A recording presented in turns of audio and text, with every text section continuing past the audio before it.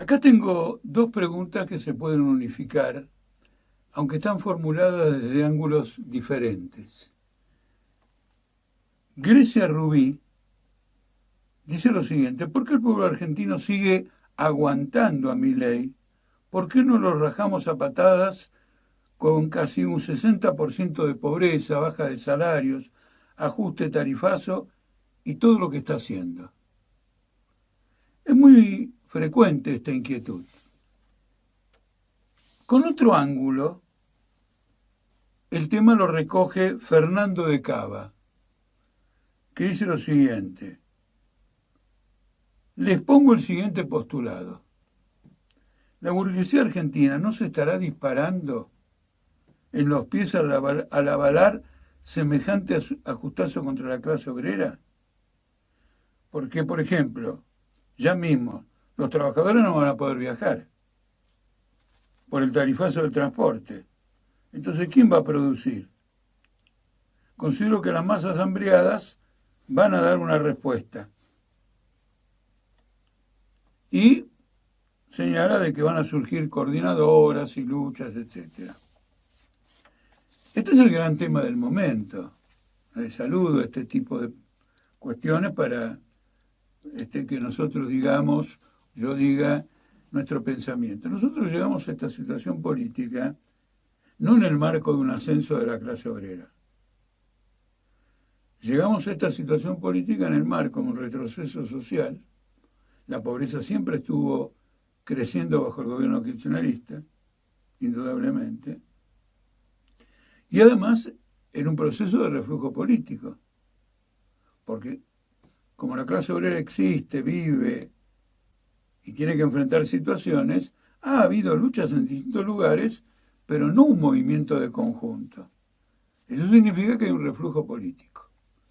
En ese periodo, e inclusive yo he tenido polémica sobre este punto, en ese periodo nosotros señalamos que quien fuera a ganar las elecciones, Massa o Milei, aplicaría un golpe de Estado económico a los trabajadores. Es decir, una clase obrera en retroceso y reflujo asistiría a una ofensiva brutal del capital. Massa fue el que la inició. Esto es importante recordarlo. Él hizo la devaluación que llevó a 430 de 280, 300 a 430 y disparó la inflación, que luego trató de contener con medidas improvisadas porque había elecciones. Pero quien empezó fue Massa, con una indicación muy importante, que para enfrentar la situación financiera, la crisis financiera de Argentina, había una coincidencia en que había que devaluar. En el debate presidencial esto no se debatió. No hubo una interpelación de candidatos entre ellos, ¿vas a devaluar, no vas a devaluar? Eso se lo callaron perfectamente. Era un pacto tácito. Ahora, como consecuencia de este golpe de Estado económico que nosotros señalamos, con total anticipación, porque teníamos una caracterización correcta de la crisis financiera de Argentina, que no era una crisis fiscal. Ningún país del mundo se derrumba por 2 puntos de crisis fiscal. Es una crisis financiera porque Argentina tiene todo sumado 600.000 millones de dólares de deuda y la deuda que reestructuró Guzmán para alargar los plazos de su pago, bueno, ahora en 2024 hay que pagarlo.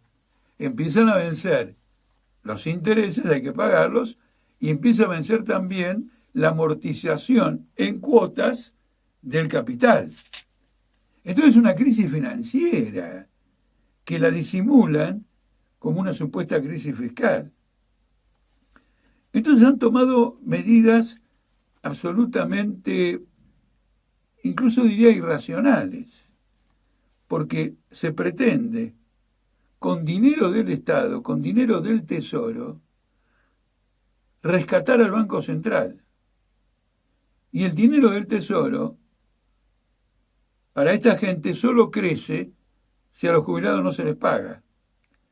y si a los empleados estatales se le da un 16% de aumento, y si además se despide personal, e incluso, y esto acá alguien dijo un tiro al pie, se anuló la deuda en la obra pública, con una cantidad de por ejemplo, el ferrocarril Belgrano Sur quedó por la mitad.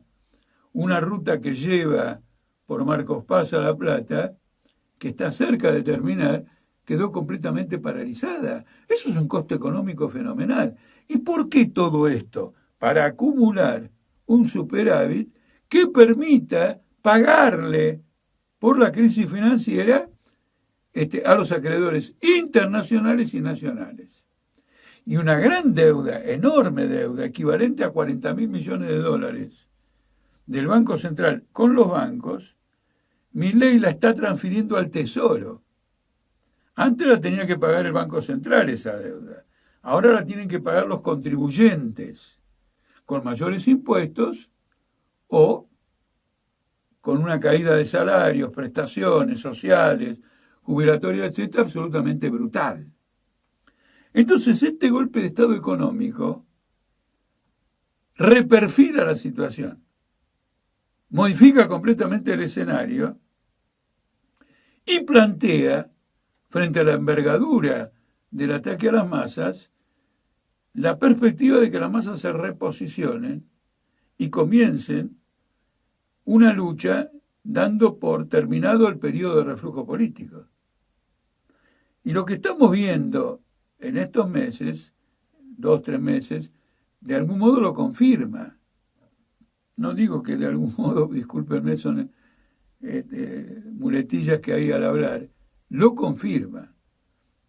Porque han tenido que votar un paro docente, los burócratas, etcétera. Maturano, que no es un sindicalista revolucionario, hoy tiene paralizado, cuando estoy explicando todo esto, ha paralizado los ferrocarriles. Y como el gobierno no va a ceder ante Maturano, probablemente Maturano va a tener que hacer otro paro. Eso significa la paralización de los ferrocarriles.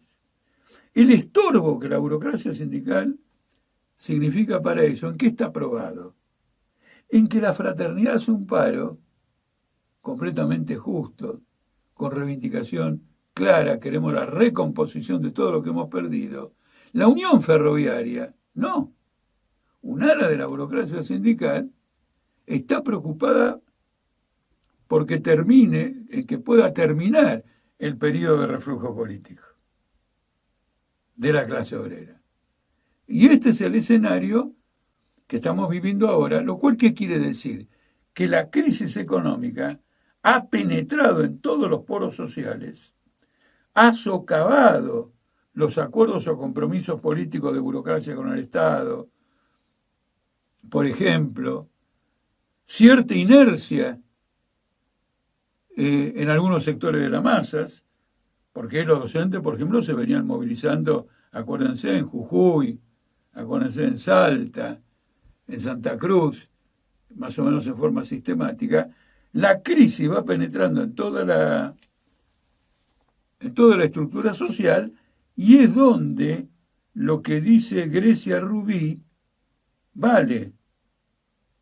No lo que dice Grecia Rubí, lo que dice Fernando de Cava, cuando dice, ¿no se estará disparando en los pies al avalar semejante ajustazo contra la clase obrera? Claro que sí, pero tiene que hacerlo. El fenómeno de una gran crisis es cuando el capital socava su propia sociedad porque no tiene alternativa de actuar de otro modo. Este es el punto. O tendría que ser una alternativa de una audacia que no quiere asumir, porque significaría movilizar a la masa. Por ejemplo, decir hasta que no resolvamos todos los problemas económicos no pagamos un mango de deuda externa. Y eso es una solución capitalista, que daría todo un margen para operar, pero sería otra forma de dispararse a los pies. No creando, digamos, a lo mejor un desastre social, pero sí agudizando un enfrentamiento con el capital internacional, ofreciendo a las masas concesiones significativas, no aplicar este golpe de Estado económico, y por lo tanto la posibilidad de una movilización política que supere los alcances y los límites del gobierno que haga una cosa de este tipo. Este es el núcleo de la situación. Y como es el núcleo de la situación, en la evolución de estos hechos vamos a tener situaciones prerevolucionarias. Y las situaciones prerevolucionarias, lo más importante es organizar una perspectiva política. Quiero darles un ejemplo que me parece oportuno. Hoy no hay posibilidad de hacer una huelga que no sea una huelga política contra Milei. Bueno, claro, los ferroviarios son del Estado, es una huelga contra el Estado y hasta cierto punto sería una huelga política. Pero la huelga de la sanidad es contra las prepagas y la medicina privada y por lo tanto pareciera que no fuera una huelga política. Todo es una huelga política porque todas estas huelgas y toda la política patronal que estas huelgas quieren derrotar están encuadradas en el ajuste de Milei. De manera que el desarrollo de esta situación nos lleva a una huelga política de masas, donde va a estar cuestionado el gobierno y el poder del Estado. Ese es el camino que se abre. Y frente a un camino que se abre de esta manera, hay que tener la lucidez que históricamente han tenido las grandes vanguardias revolucionarias. Plantear abiertamente el problema del poder, desenvolverlo a través de la organización, la agitación y la propaganda, reclutar, formar conciencia y abrir un rumbo anticapitalista. Un rumbo anticapitalista en Argentina significaría un detonante mundial, porque lo acaba de decir un magnate norteamericano llamado Steve Forbes, que maneja, entre otras cosas, una revista que se llama Forbes. Dice, el mundo está mirando a Argentina. Lo dice porque Milei atrae las miradas del capitalismo mundial. No podemos fracasar, porque lo mismo que provoca la atracción de las miradas mundiales, un fracaso va a provocar la atención de millones de trabajadores en todo el mundo que van a decir, sí se puede.